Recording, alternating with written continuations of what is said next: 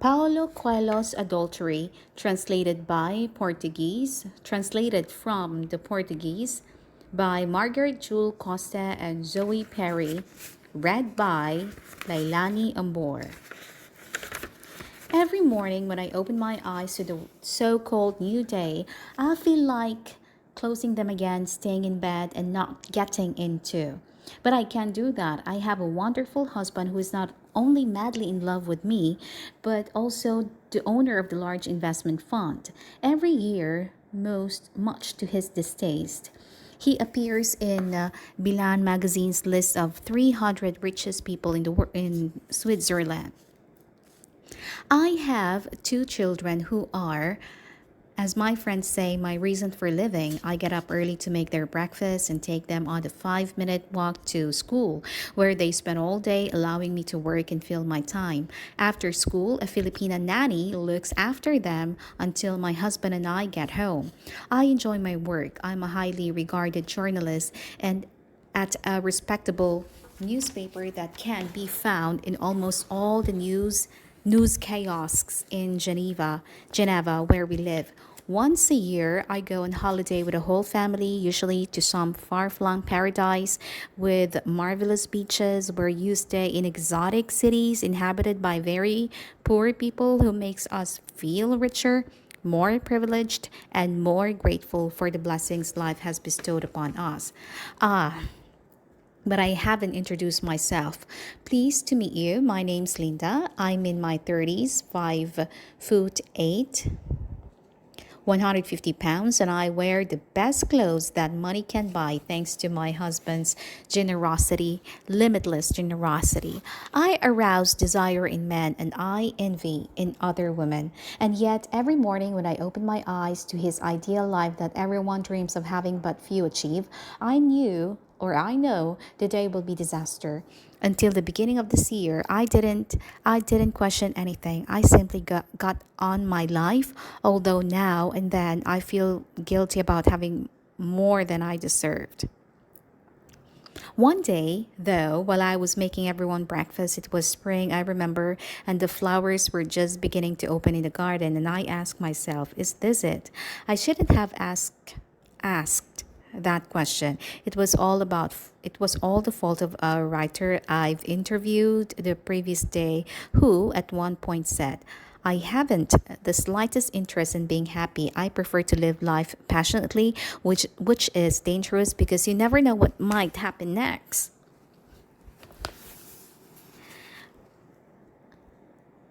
At a time I thought, poor man, he's never satisfied. He'll die sad and embittered. The following day I realized that I never take any risks at all. I know that lies ahead of me. Another day exactly like the previous one, and passion? Well, I love my husband, which means that I've no cause to get depressed over living with someone purely for the sake of the money, the children, or the to keep up appearances. I live in the safest country in the world. I have no problems to speak of, and I'm a good wife and a mother. I was brought up as a strict Protestant and intend to pass the education on to my children. I never take a false step because I know how easy it is to ruin everything. I do what I have to do efficiently and put a little of myself into as possible.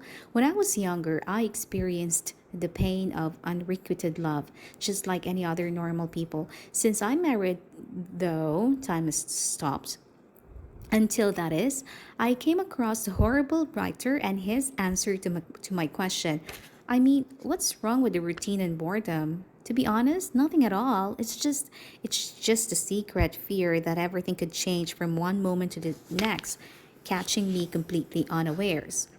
From the moment I had an ominous thought that bright, beautiful morning, I began to feel afraid. Would I be capable of facing the world alone if my husband died? Yes, I told myself, because the money he left behind would be enough to support several generations. And if I died, who would look after my children?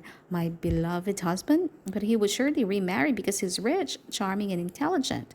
Would my children be in good hands? The first thing I did was try to answer all my questions. And the more questions I answered, the more questions appeared. Will he take a mistress when I get old? We don't make love as often as we used to. Does he already have someone else? Does he think I've found someone else because I haven't shown much interest in sex for the last 3 years? We never have jealous pets, and I used to think that was great. But after that spring morning, I began to suspect that perhaps our lack of jealousy meant a complete lack of love on both of sides. I did my best not to think about the matter anymore. For a whole week, whenever I left work, I would go and buy something in one of the most expensive shops on Rue de Rhône. There was nothing I really wanted, but at least I felt that I was, how should I say this, changing something, discovering something I didn't even know I needed, like some new domestic appliance. Although it has to be said, novelties in the world of domestic appliances are few and far between. I avoided toy shops because I didn't want to spoil my children by giving them present every day. I didn't go into any men's shops either, just in case my husband might grow suspicious of my sudden extreme generosity. When I got home and entered the enchanted realm of my domestic world, everything would seem marvelous for a few hours until everyone went to bed. Then slowly, the nightmare would begin. I think that passion is strictly for the young. Presumably, its absence is normal at my age, but that isn't what terrifies me. Today, I'm a woman torn between the terror that everything might change and the equal terror that everything might carry on exactly the same for the rest of my days. Some people say that as summer approaches, we start to have weird ideas. We feel smaller because we spend more time out in the open air, and that makes us aware of how large the world is. The horizon seems further away, beyond the clouds and the walls of our house. That may be true, but I just can't sleep anymore, and it isn't because of the heat. When the night comes and no one is watching, I feel afraid of everything like life, death, love, or lack of it. The fact that all novelties quickly become habits. The feeling that I'm wasting the best years of my life in a pattern that will be repeated over and over until I die. And sheer panic at facing the unknown, however exciting and adventurous that might be. Naturally, I seek consolation in other people's suffering. I turn on the TV and watch the news. I see endless reports about incidents or accidents, people made homeless by natural disasters, refugees. How many people on the planet are ill right now? How many, whether in silence or not, are suffering injustices and betrayals? How many poor people are there? How many unemployed or imprisoned? I changed channels. I watch a soap or a movie, and for a few minutes or hours, I forget everything. I'm terrified. My husband might wake up and ask, "What's wrong, babe?" Because then I would have to say that everything's fine. It would be even worse if, as happened a few times last month, he put his hand on my thigh, slid it slowly upward, and started caressing me. I can fake orgasms. I often have, but I can't just decide to get wet with excitement. I would have to say that I'm really tired, and he never get for one moment, admitting that he was annoyed, would give me a kiss, turn over, and watch the latest news on his tablet, waiting until the next day. And then I would hope against hope that when the next day comes, he'd be tired, very tired. It's not always like that though. Sometimes I have to take the initiative. If I reject him 2 nights in a row, he might go looking for a mistress, and I really don't want to lose him. If I masturbate beforehand, then I'm ready and everything's normal again.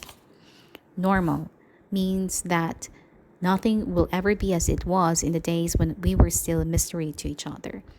Keeping the same fire burning after 10 years of marriage seems a complete impossibility to me, and each time I fake an orgasm, I die a little inside. A little? I think I'm dying more quickly than I thought. My friends tell me how lucky I am because I lie to them and tell them that we often make love, just as they lie to me when they say that they don't know how their husbands can be so interested in sex.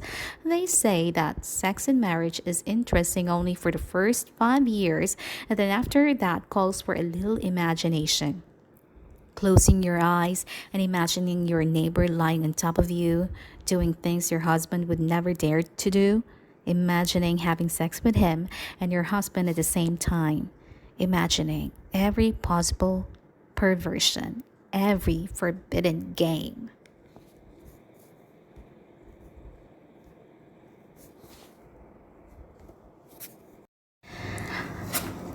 Today, when I leave the house to walk the kids to school, I take a good look at my neighbor. I've never imagined having sex with him. I'd rather imagine having sex with a young reporter who works with me, the one who seems to be in a permanent state of suffering and solitude. I've never seen him try to seduce anyone, and that's what's so charming. All the women in the office have commented that the poor thing needs someone to look after him. I reckon he knows this and is happy merely to be an object of desire, nothing more. Perhaps, like me, he has a terrible fear of taking a false step and ruining everything: his job, his family, his past and future life. Anyway, I look at my neighbor this morning and I feel like crying. He is washing his car, and I think, look at that, another person just like me and my husband. One day we'll be doing the same thing. Our children will have grown up and moved to another city or even another country. We'll be retired and we'll spend our time washing our cars, even if we perfectly will afford to pay someone else to do it for us.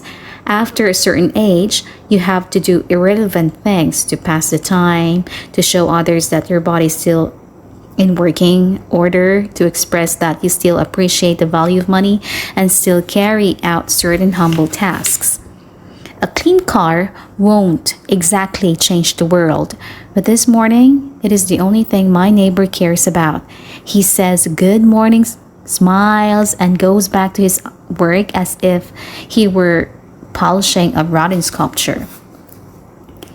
I leave my car at the park and ride, take the bus into town, say no to pollution. I catch the usual bus and look at the same thing I always look at on the way into the work. Geneva doesn't seem to have changed at all since I was a child. The grand old houses are still between the buildings, put up by some mad mayor who discovered new architecture in 1950s. I miss all of this when I travel. The appalling bad taste, the absence of a huge glass and steel towers, the lack of highways, the tree roots that push through the concrete sidewalks and trip you up, the public parks with their mysterious little wooden fences overgrown with weeds because that's what nature is like. In short, a city that is different from others that have been modernized and lost their charm. Here, we still say good morning when we meet a stranger in the street and goodbye when we leave a shop after buying a bottle of mineral water, even if we have no intention of going back. We still chat to strangers on the bus, even though the rest of the world think of the Swiss as being very discreet and reserved. How wrong they are, but it's good that other people should think of us like that, because that way we can preserve our way of life for another 5 or 6 centuries before barbarians cross the Alps with their wonderful electronic gadgets, their apartments with tiny bedrooms and large living rooms to impress the guests. They're women who wear too much makeup, they're men who talk loudly and bother the neighbors, and they're teenagers who dress rebelliously but who are secretly terrified of what their parents might think. Let them believe that all we produce is cheese, chocolate, cows, and cuckoo's clocks. Let them believe that there's a bank in every corner in Geneva. We have no intention of changing that image. We're happy without the barbarian hordes. We're all armed to the teeth. Since military service is obligatory, every Swiss man has a rifle in his house, but you rarely hear of anything shooting anyone else. We're pleased that we haven't changed for centuries. We feel proud to have remained neutral when Europe sent its sons off to fight senseless wars. We're glad not to have to explain Geneva's somewhat unattractive appearance with its fin de siècle cafe and elderly ladies strolling about the city. To say we're happy might not be entirely true. Everyone is happy apart from me as I travel to work wondering what's wrong. Another day at a newspaper trying to ferret out some interesting news other than the usual car accident, weaponless mugging, and fire, which dozen of fire engines manned with highly qualified firemen rushed to put out and flooded an old apartment. All because the neighbors were alarmed about the smoke issuing from a pot roast left too long in the oven. Back home, there's the pleasure of cooking. The table set, the family gathered around, thanking God for the foods we're about to receive. Another evening, when after supper each person goes about his business, the father helping the children with their homework, the mother cleaning the kitchen, tidying the house, and putting out the money for the maid the next morning. There are times, these months, when I feel really good, when I really feel that my life makes perfect sense, that this is the role of human beings on earth. The children feel that their mother is at peace, their father is kinder and more attentive, and the whole house seems to glow with its own light. We are an example of happiness to the rest of the street, the city, the canton, of what you might call the state or the entire country.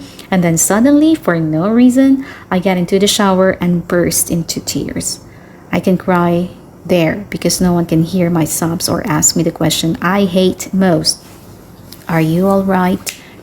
Yes, why shouldn't I be? Is there anything wrong with my life? No, nothing. Only the nights that fill me with dread. The days I can't get excited about. The happy images from the past and the things that could have been but weren't. The desire for adventure never fulfilled. The terror of not knowing what will happen to my children. Then my thoughts start to circle negative.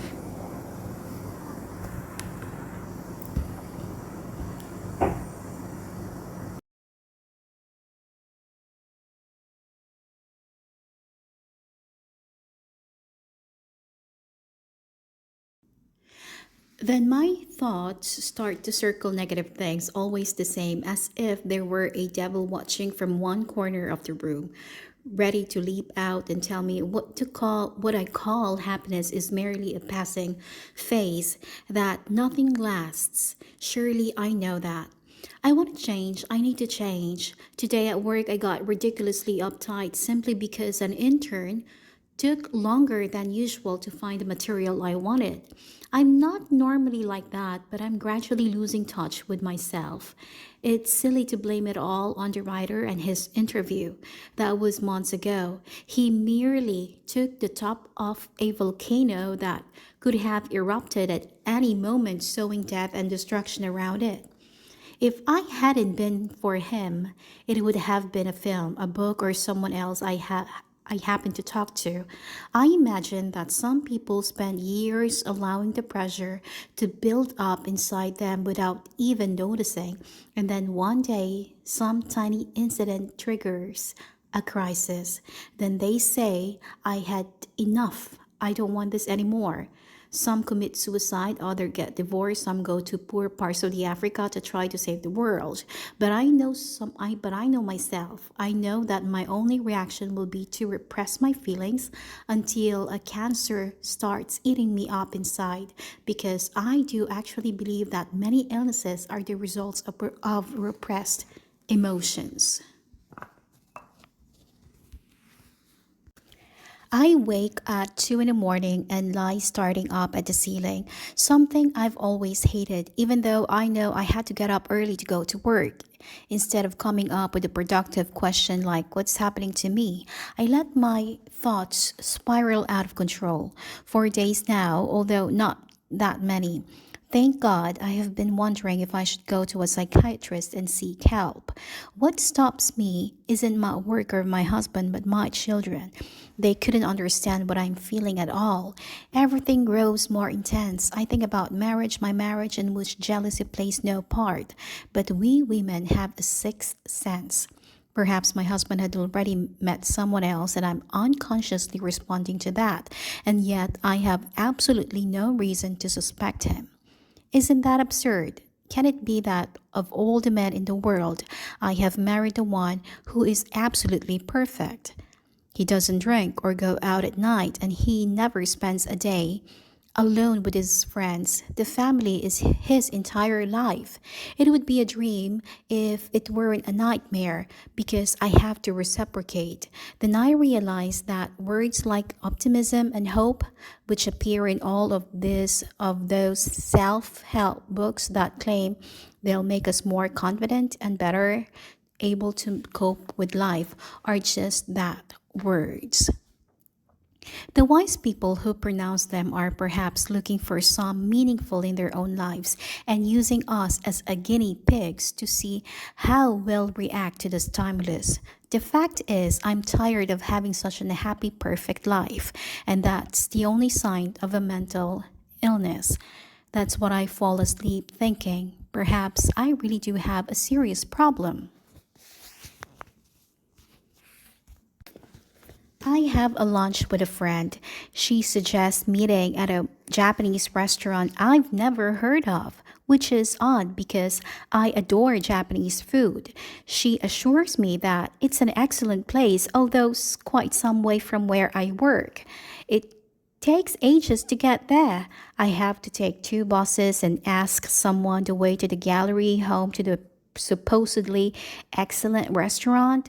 I think the place is hideous. The decor, the paper tablecloths, the lack of any view. She's right though. It's one of the best meals I've ever eaten in Geneva. I've always used to eat in the same restaurant, which was okay, but nothing special, she says. Then a friend of mine who works at a Japanese consulate suggested this one. And I thought it was pretty ghastly at first, as you probably did too, but it's the owners themselves who run the restaurant, and that makes all the difference. It occurs to me that I always go to the same restaurants and order the same dishes. I don't even take any risks in this. My friend is on antidepressant. That's the last thing I want to talk about, though, because I've come to the conclusion that I'm just a step away from sliding into depression, and I don't want to accept that. And precisely because it's the last thing I want to talk about it. It's the very first subject I bring up. I ask how she's feeling. Much better, she says, although the medication can take a while to work. Once it kicks in, though, you regain your interest in life. Things get better, the color and flavor.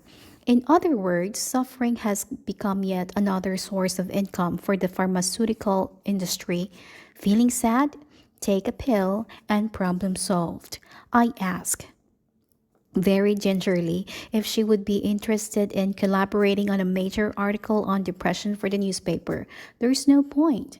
Nowadays, people share their feelings on the internet. What do they discuss? The side effects of the different medication. No one's interested in other people's symptoms because symptoms are infectious and you'd suddenly start feeling things you didn't feel better.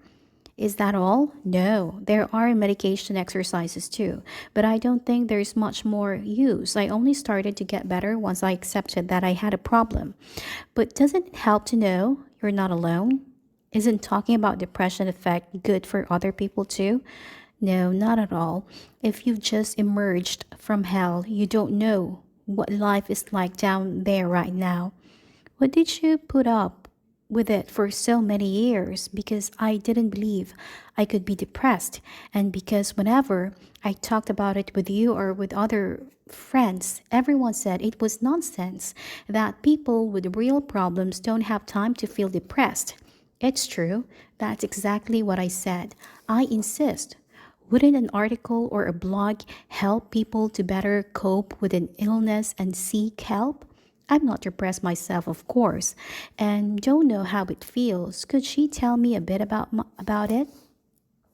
My friend hesitates, perhaps suspicious of my motives. It's been like a trap, you know. You're caught, but you can't escape. And that's exactly what I felt a few days ago.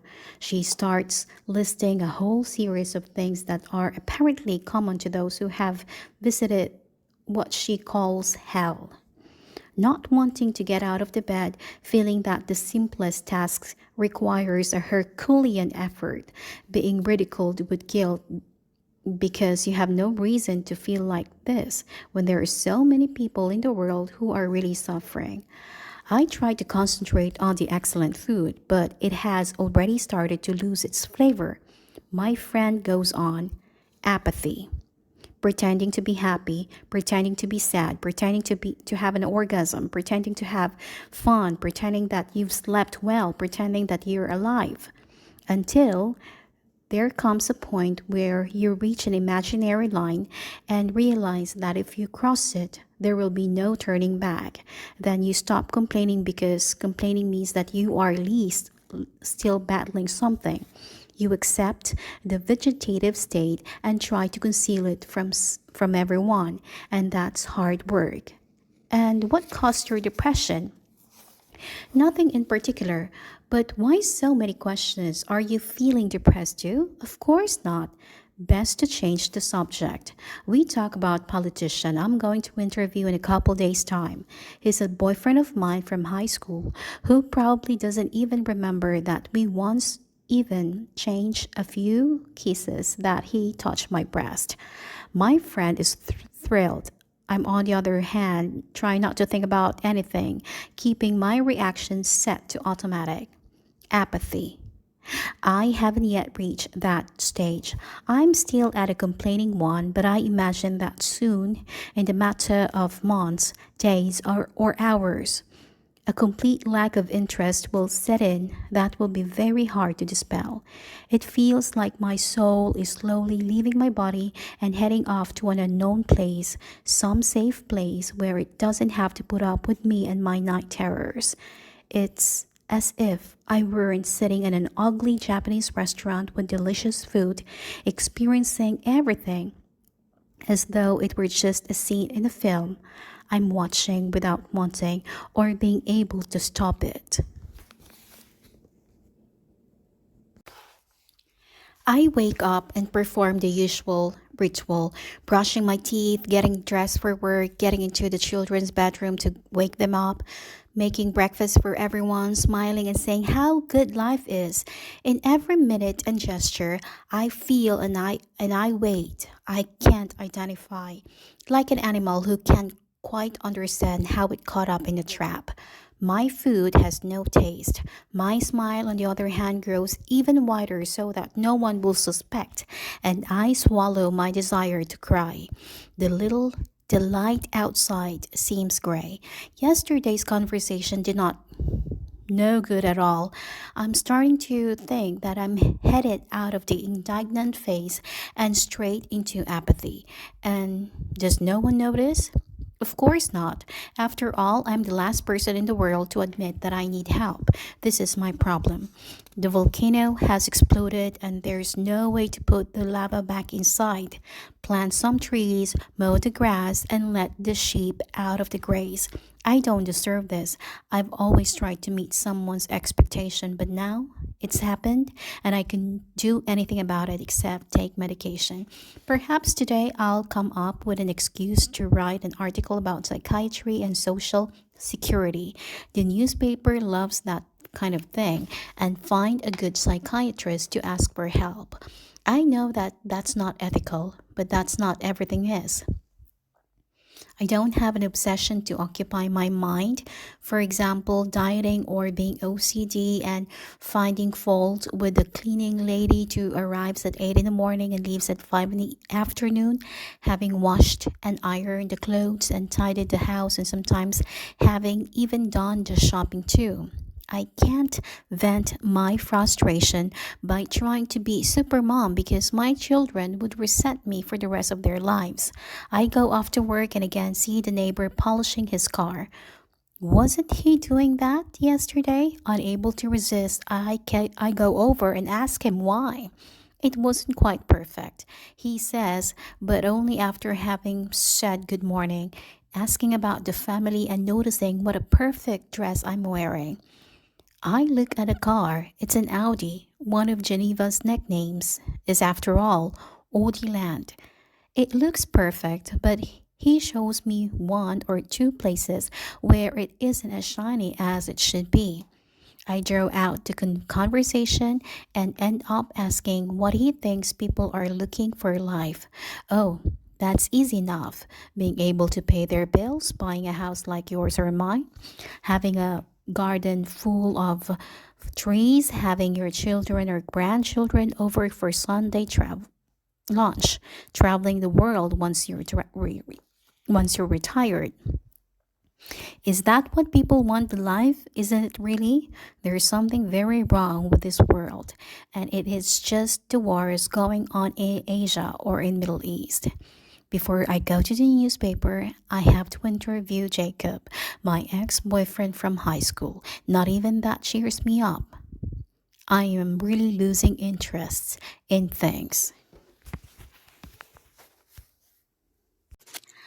I listened to facts about government policy that I didn't even want to know. I ask a few awkward questions, which he deftly dodges. He's a year younger than me, but he looks 5 years older. I keep this thought to myself. Of course, it's good to see him again, although he hasn't yet asked me what's happened in my life since we each went out our way after graduation. He's entirely focused on himself, in his career, and his future, while I find myself staring foolishly back at the past as if we're still the adolescent who, despite the fact the braces on my teeth was the envy of all the girls. After a while, I stop listening and go on the autopilot. Always the same script, the same promises: reducing taxes, combating crime, keeping the French, the so called cross border workers who are taking jobs that Swiss workers could fill out. Year after year, the issues are the same and the problems continue unresolved because no one really cares. After 20 minutes of conversation, I start to wonder if my lack of interest is due to my strange state of mind. There is nothing more tedious than interviewing politicians. It would have been better if I'd sent to cover some crime or another.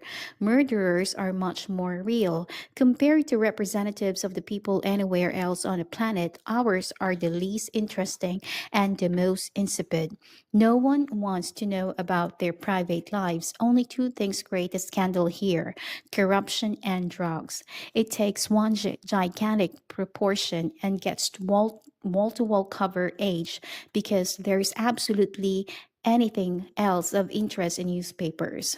Does anyone care if they have lovers, go to the brothels, or come out as a gay? No, they continue doing what they were elected to do.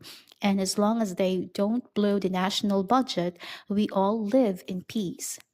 The president of the country changes every year. Yes, every year, and is chosen not by the people, but the Federal Council, a body comprising 7 ministers who serve as Switzerland's collective head of state.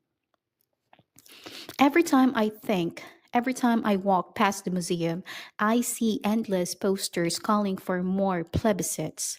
The Swiss love to make decisions. The color of our trash bags, black came out on top. The right or not to carry arms. Switzerland has one of the highest gun ownership rates in the world. The number of minarets that can be built in the country, for, and whether or not to provide asylum for expatriates. I haven't kept the pace with this one, but I imagine the law was approved and is already in force. Excuse me, sir. We've been interrupted once already. He politely asked his assistant to postpone his next appointment. My newspaper is the most important in French speaking Switzerland, and this interview could prove crucial for the upcoming elections. He pretends to convince me, and I pretend to believe him. Then I get up, thank him, and say that I have all the materials I need. You don't need anything else. Of course I do. But it's not up to me to tell him what. How about getting together after work? I explained that I have to pick up my children from school, hoping that he sees the large gold wedding ring on my finger, declaring, "Look, the past is the past." Of course, well, maybe we can have lunch someday. I agree. Easily deceived, I think. Who knows? Maybe does have something of importance to tell me, some state secret that will change the politics of the country and make the editor look at me with new eyes. He goes over to the door, locks it, and then comes back and kisses me. I return his kiss because it's been a long time, Jacob. Jacob, whom I have been once loved, is now a family man married to a professor. And I'm a family man married to a man who, though he inherited his wealth, is extremely hardworking. I consider pushing him away and saying that we're not kids anymore, but I'm enjoying it. Not only did I discover a new Japanese restaurant, I'm having a bit of illicit fun as well. I've managed to break the rules, and the world hasn't caved in on me. I haven't felt this happy in a long time. I feel better and better, braver, freer than I do something I've dreamed of doing since I was in school. Kneeling down, I unzip his fly and wrap my mouth around his. He grabs my hair and controls the rhythm of my head. He comes in less than a minute. God, that was good. I say nothing. The fact that it was that far better for me than for him, since he came so quickly.